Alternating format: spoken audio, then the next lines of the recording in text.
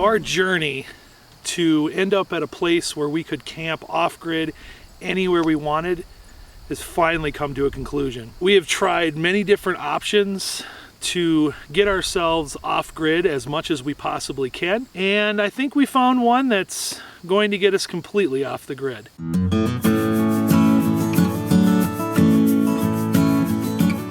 So the reason that we needed our Scamp camper to be even more off the grid than it already was, because really the 12-volt fan, all of the lights except one, our furnace, our water heater, our refrigerator, could all run off of the battery up front. The problem that I had was that I need a CPAP machine. If I go more than one night without my CPAP machine, I'm a pretty crabby camper. I came up with this first idea about 1.5 years ago to give us a little more options for being able to camp off-grid, but it wasn't the most ideal solution. What I did was I took just a regular deep cycle marine battery and I bought a power inverter. The first one we bought was 400 watts and that one worked just fine. But after examining our toaster, I realized if we ever wanted to use our toaster, we needed something with more than 400 watt capacity. So we bought a 750 watt power inverter, and it's basically just a plug and play option, which it worked out really, really well. And if you're looking for a cheap $100 option to get yourself off the grid and still be able to plug things into regular power sources, well, then this is a great option for you. The problem that I ran into though was that I could only get 3 days on the battery without having to charge the battery, and it was big and very bulky and heavy.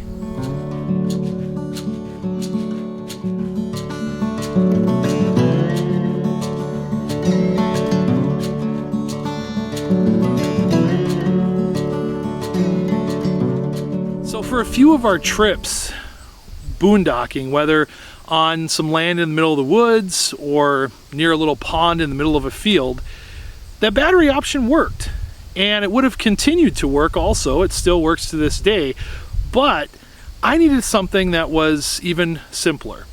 I went out and I purchased a 13 watt suitcase style solar panel. We did a whole video on this. In fact, we did a follow-up video also on this, and I'll put it at the end of this video if you want to go check that out. It kind of describes how the panel works, and we did some tests on it.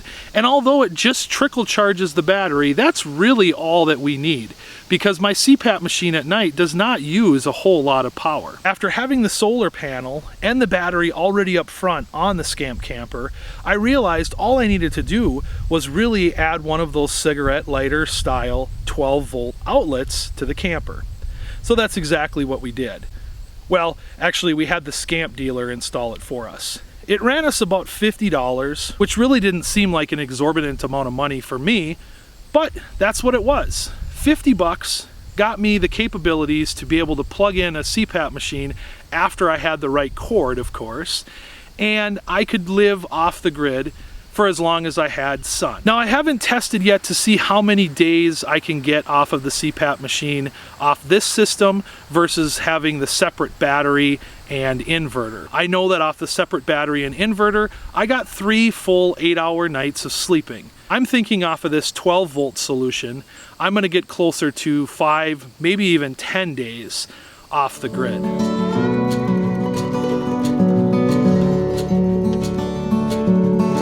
Now, to save even more energy, we switched all of our light bulbs on the inside of the Scamp camper to LED bulbs. They ran us about $5 a piece, well worth the money for how little electricity they actually use.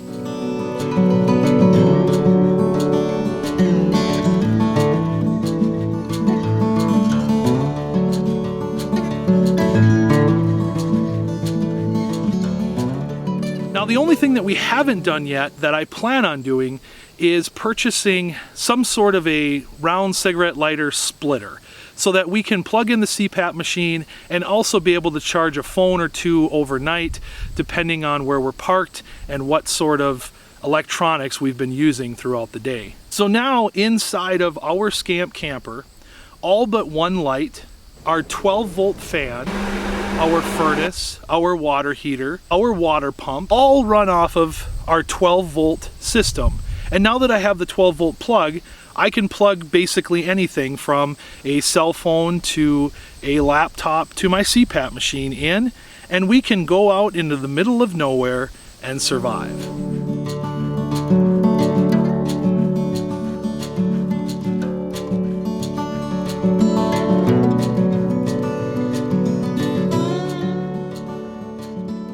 So there it is. That's as simple as our setup is going to be. It's as simple as it's going to get, I guess. We just have one 12-volt plug that is run along our cabinets. It runs down into our large cabinet and eventually runs out to the front battery. Now we're just using a regular deep cycle battery. We're not using a lithium battery. Some people have asked, do we think that we would ever upgrade to a lithium battery?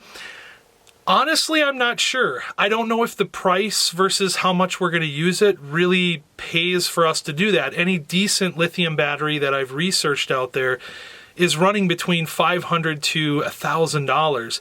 And granted, I'm going to get a lot more runtime out of it. You can run them down to 0. You don't have to worry about all that stuff. But I also have to worry about cold with the lithium batteries. So, if we want to use our camper during the winter, I can't use a lithium battery out in the winter here in Minnesota. And you might ask, well, where are you going to take your camper in the winter in Minnesota? We've been invited over the last couple years to join some ice fishermen. That's right, we live in Minnesota.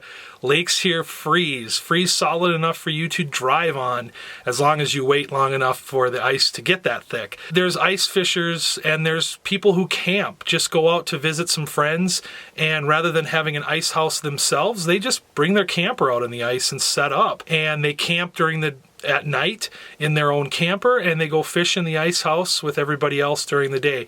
So we've been invited to do things like that, and I would not be able to keep a lithium battery warm enough in the camper or outside the camper where our battery box is.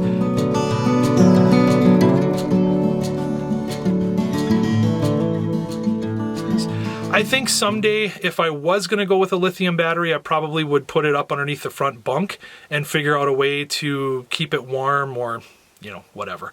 But there is less maintenance, I guess, with lithium in many other aspects. So we'll see how things go. Maybe someday we'll upgrade to a lithium battery. But our setup for right now is super simple. And having that multiple plug, 12-volt plug that also has some of those USB ports on it so we can charge things like our phones or tablets or even our computer right there, that's pretty cool. And I've already done a night here in the camper with it, and the battery dropped. I mean, you see it at 12.3, but I've been messing a lot with the lights in here, and the battery wasn't 100% charged to begin with. But I went one night, and it went from 12.5 all the way down to 12.4. So that's after one night of using my CPAP machine and us using the lights in here, and I was using fans when I was doing some other filming in here. I was using our 12-volt fan that's up above me to kind of cool off the other day. And yeah, so using all that stuff, it didn't draw a lot of energy out of the battery, which is super cool.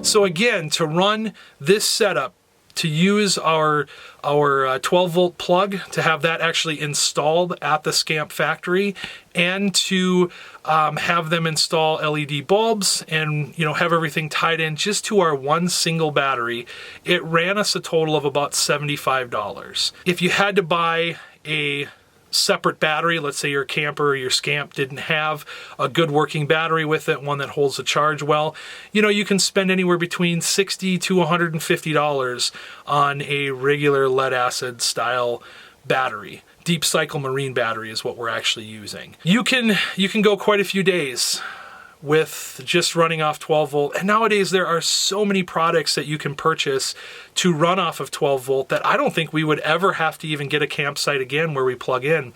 So having it only be, $150 to $175 that we've spent in total kind of getting our rig off-grid boondocking style setup, if we save even $10 at every campsite that we stay at within a year, that's almost paid for.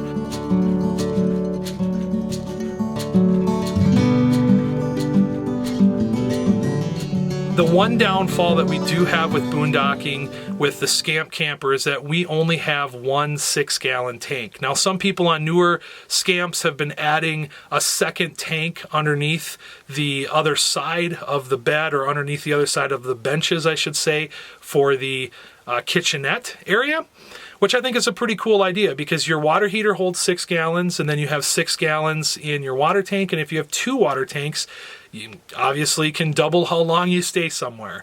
So we've learned that we can, if we're doing dishes, we're using the toilet, maybe we're even using the shower once to wash off our feet or something after being at the beach, we can go 2 full days with our water supply. That's not cutting back at all. If we were to try to cut back, I'm sure we could get 3 days out of it.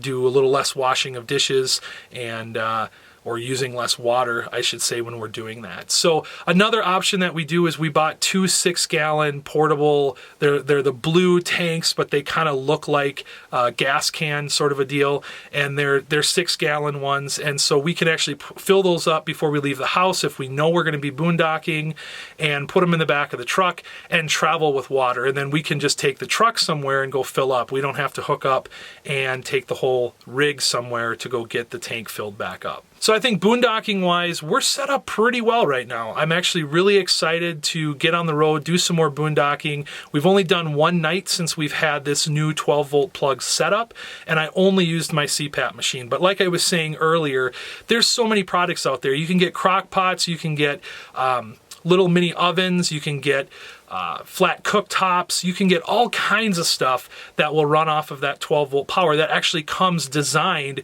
with the 12-volt plug just ready to plug into that cigarette lighter style plug. So hopefully you guys like this video. If you've got more questions about what we did to get off the grid, please feel free to contact us either through YouTube in the comment section down below, or you can email us at ourscamplife@gmail.com.